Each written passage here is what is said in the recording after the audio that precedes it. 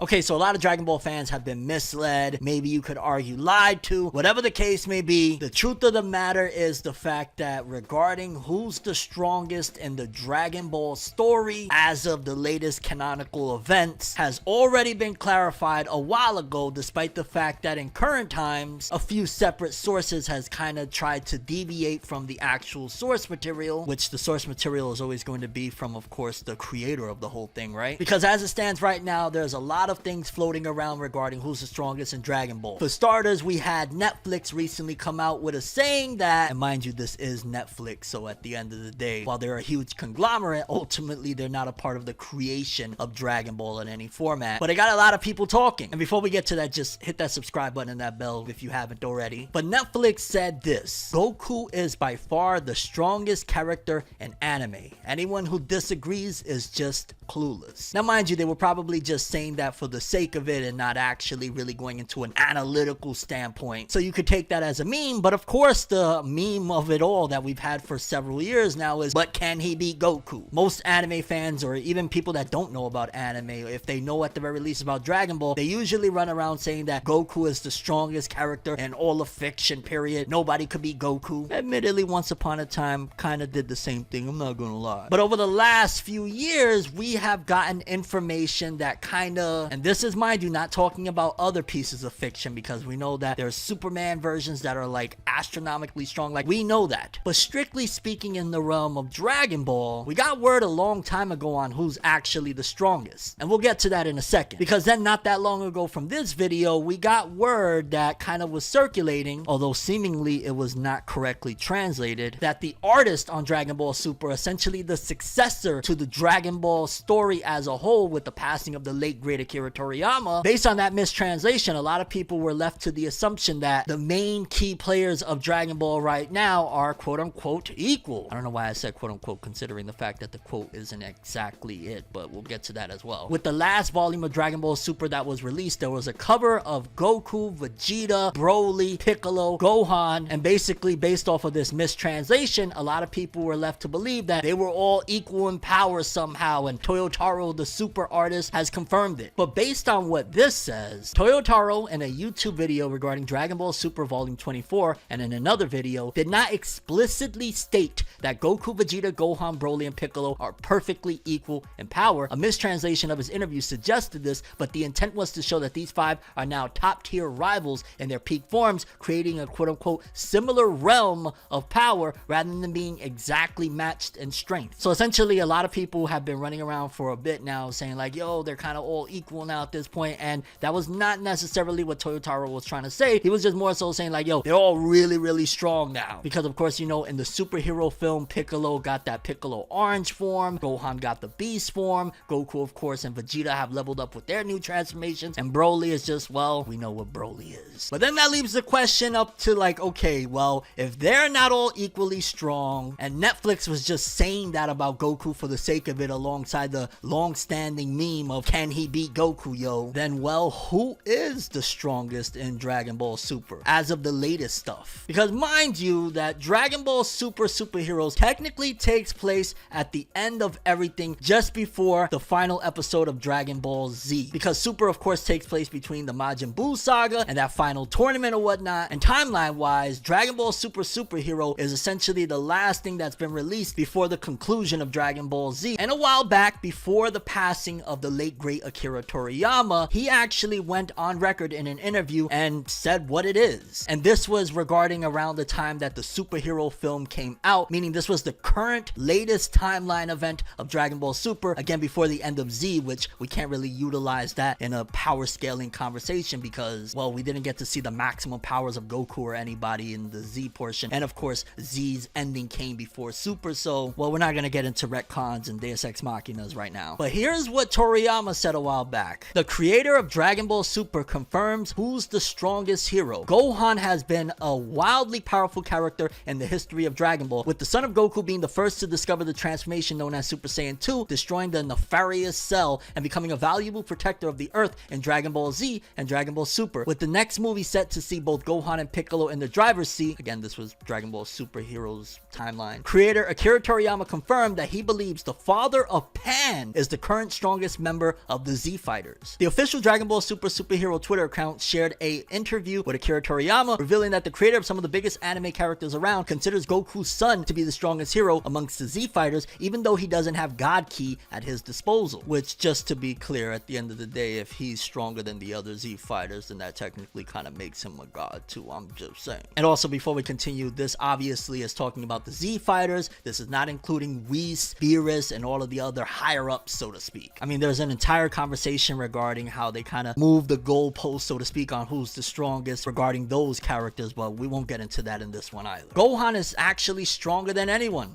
or so it's said, but lately he hasn't really gotten a chance to shine. In order to motivate Gohan, it takes his revered teacher Piccolo rather than his father Goku. I figured I'd try giving birth to a new superhero by putting these two in the spotlight through their intense battles with the Gamma androids. Gohan has had a wild ride over the course of Dragon Ball Super, first starting as a fighter who could barely maintain a Super Saiyan transformation, but training his way back in a relatively short amount of time to reclaim his ultimate transformation, which he discovered during the Majin Buu arc of Dragon Ball Z. During the Tournament of Power, Gohan was one of the strongest representatives of Universe 7 and played a major role in the Moro arc as well, creating new team-up attacks with Piccolo. Yo, when that Moro arc anime comes out, woo! The trailers for Dragon Ball Super Superhero have shown fans that Gohan now relies on both his Super Saiyan transformations as well as his ultimate form, with Piccolo seemingly unleashing his potential as well with a new transformation that causes the Namekian skin to change color, as well as removing the lines from the Z fighters' arms. While the new form has been described as unleashing Piccolo's potential, there are still plenty of questions surrounding this transformation. And of course, again, we know that in Dragon Ball Super Superheroes, Gohan has obtained that incredible beast form where essentially, you know, he's just like incredibly astronomically strong, takes out that cell thingy-majig in like a blast. Like, Gohan is him. And so therefore, despite the fact that we had Netflix saying this about Goku, despite the long-running meme of can he beat Goku, and despite that mistranslation of Toyotaro saying that, you know, the Z fighters are quote-unquote equal in power, the original creator already said in the latest events before the end of Z that Gohan's the strongest. And even if we were to entertain the idea of this, you know, equal standing of the Z fighters, which they're not, regardless of all of those things together, the fact of the matter is the original creator before his passing said that Gohan was the strongest, and yeah, that's what it is. Some things cannot be rewritten. Now, if we go past that time period and they decide to add transformations and do things, then fine, but as it stands right now, according to Akira Toriyama, during that time period that takes place right before the end of Z, Gohan is the strongest. So the next time somebody says, well, can he beat Goku, or they, you know, quote one of these articles or these mistranslations or translations for that matter, maybe you should reply with, but can he beat Gohan? When Gohan's not busy, of course, with family life and stuff like that. You know, that's a whole other thing. But let me know what you guys think. How do you feel about this? Do you truly believe that it is Gohan that is the strongest? Is there some other evidence that points in a different direction, that maybe Goku's the strongest or something else? And yeah, there you have it. That's all I have for this one. I'm Tim. As always, people, have an awesome day. Peace in.